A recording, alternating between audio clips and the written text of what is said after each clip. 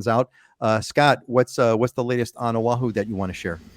Yeah, we'll see if I give the old kung fu real estate market update here with the delayed speech. Yeah, it's actually interesting. So status quo, and I started talking about the condo side. Single family homes, active single family homes are at 399. We're still under that 400 threshold, which I've been wanting us to see us get higher on, so that we can actually have some inventory to choose from. And so therefore housing prices are still at 19% appreciation so far. And so the condo side is starting to surge. We were at a little more than 1,000 active condo listings prior to the end of the year. Then we were down to like last show, or prior to the last show, we were in kind of 960 range. Now we're at 940. So we're starting to see that inventory significantly disappear, and therefore prices are going up. And just to give an example of the mindset of the buyer and kind of what's going on, I did a ton of showings this past week on condos and single family homes and condos in Kaka'ako. And we were originally looking at the single family homes, and everything we were seeing in the $3.5 million, $4 million range still needed, there were very few options in any neighborhood. And then everything that was there still needed $800 to $1 million worth of renovation work. And so it started to not be as realistic, and the buyer that we were working with shifted and said, okay, let's look at condos now, as something that we can get into for the shorter term. And all the condos that we saw from Ala Moana to Kaka'ako, which are the newer kind of stuff, we probably saw 6 or 7. All the ones that were nice, 2-3 days on market, every single one of them had an offer on it.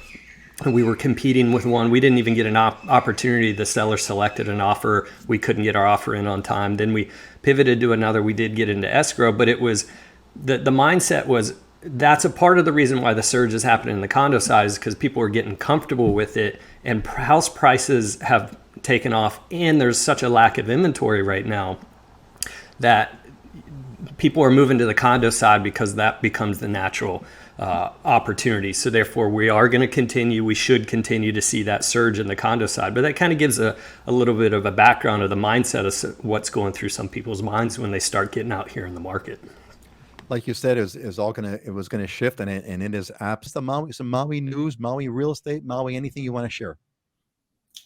Sure. Well, as far as real estate, I wanted to add to what Scott said about the condo market, because we are seeing that on Maui as well. As the price of single family homes has gone up and up, more people are looking at the residential condos now. So I mean, I think the important thing for buyers to look at is, the goal should be to get a good value in the current market.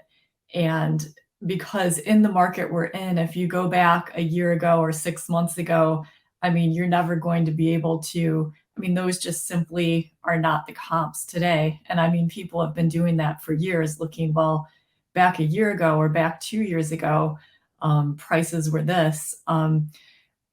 Really what we should be looking at is all the other options on the market or recently in contract, to kind of determine what the value is. But it's been fun. It's fast moving. I mean, in the past, when I had buyers coming to Maui to look at properties, I would set up showings a week in advance. And now I, just wait till they get here. And then, I mean, the morning of, look at what's on the market that day. So it continues to be fun. That's a good positive way of putting it, Heidi. Good. Yes, it continues. Yeah, Heidi brings up a great point, and I'm going to do a vlog on this, so I'll give you a preview. But we've been dealing a lot lately with, I'm going to do a video on the 3 things that you shouldn't be taking into account when you make an offer on a house, right? Because we get this from buyers all the time, where one is they look at what the current owner bought it for, right? And nobody cares. That's irrelevant, right? If they bought it 5, 6, 7, 10 years ago, what they bought it for and how much money they're making, it's irrelevant in the market value today. The second one is the tax assessed value. People love to look at the tax assessed value and say, well, the county only assesses it for X, but they want Y, right? And there's always a lag in that. It's never a good marker of market value. And then the third thing is how much you want to pay, right? I mean, or what's what you think it's worth, right? Because at the end of the day, it's what the market thinks it's worth. And there's a lot of buyers out there that are going to pay potentially more if they don't care what you think it's worth, right? So it's one of those things you got to kind of look at is what doesn't count when you're making an offer on a house. And those are 3 things that you shouldn't get caught up in or overanalyze. Dylan, just clip that out and put it on your vlog. You're done. You just did your vlog. You just did your vlog. It's all.